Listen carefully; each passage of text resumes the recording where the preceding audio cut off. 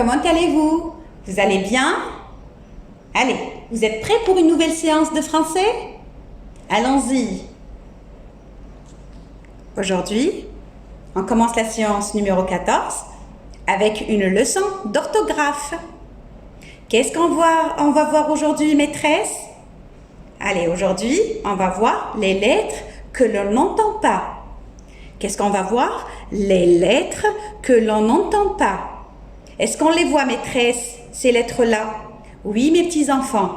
Ces lettres-là, on les voit, mais on ne les entend pas. Suivez avec moi ces deux phrases. Il fait un petit peu froid aujourd'hui. Le chat s'est réfugié près de la cheminée pour avoir plus chaud. Très bien. Regardez, mes enfants, ces lettres-là écrites en rouge. Est-ce que vous les avez entendues? Je pense que non. Je vais relire les deux phrases. Il fait un petit peu froid aujourd'hui. Le chat s'est réfugié près de la cheminée pour avoir plus chaud. Je reprends ces mots-là en bas et regardez. Il fait. La lettre T ici, est-ce que vous l'avez entendu? Non. La lettre T ici, elle est muette. C'est-à-dire qu'on ne l'a pas entendue. Elle n'a pas de son. Mais on la voit quand même. Petit. La lettre T est muette. Bravo. Froid. Je vois ici la lettre D. Est-ce que vous l'avez bien entendu? Non, maîtresse, on ne l'entend pas. Donc, comment s'appelle la lettre D ici, dans ce mot? C'est une lettre muette. Le chat. La lettre T ici est muette. Chaud. Je vois la lettre D. La lettre D est muette. Bravo les enfants. Donc, qu'est-ce que je vais retenir?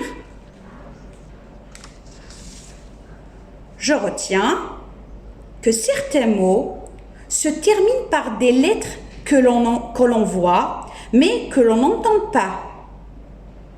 On les a vues, mais on ne les a pas entendues. Comment s'appellent ces lettres-là? On les appelle, ce sont des lettres muettes. Très bien. On va prendre deux exemples. Un grand jour. Un chat gris. Pour ne pas se tromper quand on écrit ces mots, parce qu'on peut se tromper, et des fois on ne sait pas comment on écrit les mots, on peut chercher des mots de la même famille. Exemple, don. Il s'écrit avec un T à la fin. Comment j'ai su? Il y a une astuce. Cherchez un mot de la même famille que don. Par exemple, dentiste. J'ai entendu à la fin le son T. Dentiste. J'ai mis un T. Renard. Je cherche un mot de la même famille, par exemple de renard. Par exemple, renardeau, c'est le petit du renard. Renardeau. J'ai bien entendu le son D. Je mets D à la fin du mot. Dans la lettre D, elle est muette.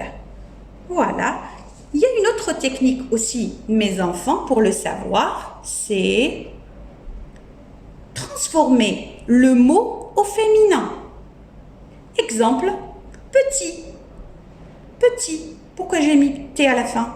Je peux le savoir en cherchant le féminin du mot petit. C'est petite. Voilà. Grand. Quel est le féminin de l'adjectif grand? C'est grande. J'ai entendu le son D. Le son D, donc je mets un D à la fin du mot. D, ici et T, ce sont des lettres muettes. Très bien. On continue? Bravo. Allez. On fait une petite récap. Là, une récapitulation de tout ce qu'on a dit. Alors, la lettre muette placée à la fin du mot peut être trouvée, alors mes enfants, peut être trouvée par deux astuces ou deux méthodes. La première, c'est chercher le féminin du mot. Petit, petite. Voilà.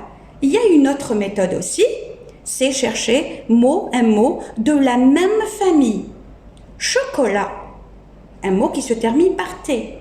Donnez-moi un mot de la même famille que chocolat. Par exemple, chocolaterie. J'ai entendu le son T. Et je mets un T à la fin du mot. Très bien. Allez-y, on passe à une petite activité ensemble. Très facile. Voilà. Allez, on se concentre, mes enfants. Activité 1. Écris un mot de la même famille avec sa lettre muette. Donc, je dois chercher un mot dont la lettre finale est une lettre muette. Un éléphanteau. Un éléphanteau. Quel est le mot? Quel est le mot? Un mot qui contient, ce mot éléphant, qui contient à la fin une lettre muette. Qu'est-ce que j'ai entendu à la fin du mot éléphanteau? Le son T. Donc, un éléphant avec T à la fin, et le T est une lettre muette ici, mes enfants. Très bien. Un dentier. Un dentier. Le son toujours T. Donc, quel est le mot dont la lettre finale est une lettre muette et qui se termine avec un T? Une dent. Bravo les enfants. La gourmandise. La gourmandise. J'ai entendu le son D. Alors, quel est ce mot-là dont la lettre finale est muette? Et c'est la lettre D. Un gourmand. Bravo les enfants. Bravo. Je compte sur vous pour refaire cet exercice et de faire pareil. Activité 2. Alors celle-ci, c'est très facile. Vous pouvez la faire rapidement. Complète chaque mot avec la lettre muette qui convient. Donc, je vous ai donné la lettre T ou la lettre D. Un sapin vert. Vert. Je dois mettre T à la fin ou un D? Allez, on va réfléchir un petit peu. Vert. Avec un T ou un D? Avec un... Bravo, vous l'avez trouvé. Mais faites-le sur vos cahiers. Très bien. Un garçon maladroit. Un T ou un D, mes enfants? Voilà. Alors, je vous ai donné, avant, 2 méthodes pour le faire, pour trouver la lettre finale. Vous devriez utiliser une des 2. La 3e phrase, un enfant sourd. Qu'est-ce que je dois mettre? Un T ou un D? Bravo mes enfants. Bravo. Je pense que vous avez bien compris. Très bien.